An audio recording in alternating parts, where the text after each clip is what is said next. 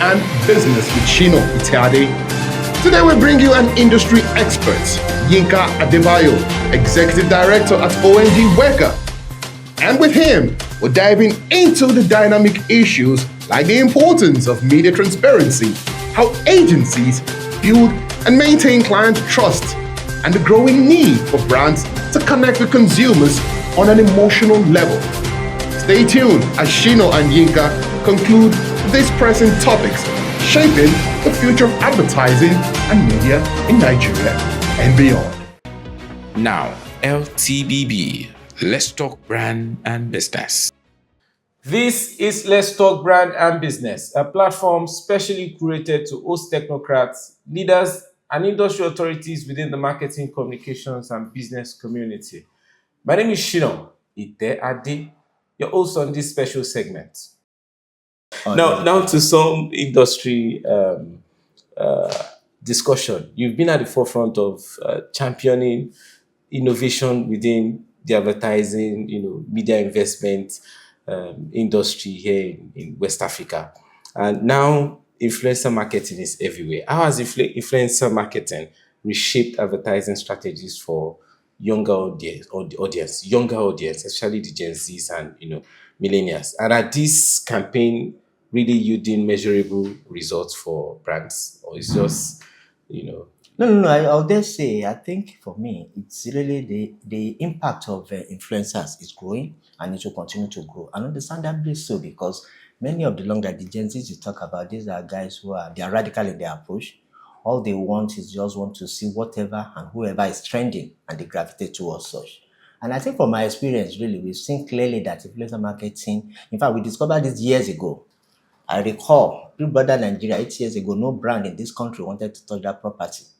That's a classical case of influencer marketing, where you step on a platform and within 1 or 2 weeks, you become a star. And many of those people, there's no brand that we've taken to that platform 8 years down the line that has come back nothing. In fact, one of the brands that we took in there was Minimi. And the first year we took in there 8 years ago, along with Indomie, sold out. So it shows you, because when people love you, see, most of our buying decisions are informed more by emotional consideration rather than rational. If I like you as a person, whatever you do, I want to copy you. And that's the influence of them to say, hey, I love this person, I love the way he plays. And people watch, they keep on. And with social media these days, you can almost track that person on a daily basis. What is he consuming? What kind of music does he love? And many of our Gen Zs, they are even deviating from the norm. So you'll be surprised that many of our kids don't even want to follow the footsteps of their parents anymore. When we are growing up, you look up to dad and mom. But these ones, because dad and mom is doing it, I don't want to. What is trending? That trending thing is what they go after. And new influences or who shapes the trend than the influencers. So that's why you need to key into them. All I always advise people is to say, yes, the influencers have gone to that point by virtue of my passion or by virtue of what they do. But a couple of them still need some cleaning up to do. So meaning that brand should not just engage them, but brand must also be involved in helping them cross the T's and dot the I's, so as to clean them up, so that as they continue to position their own brand, the brand that they are representing does not get compromised. When you say cleaning up, what do you mean? Do you mean in terms of controversies that they have? Sure, in terms of controversies they get into, in terms of kind of friendship they keep, in terms of association you do, in terms of some things when you are doing, when you are not known, it should certainly be different from what you do when you are known. Some of the things you say when you are not known, because at that time when you say any rubbish thing, most people won't take it up on you. But when you become somebody that is being celebrated, you need to be careful. That's why they say whoever is being watched need not watch anybody.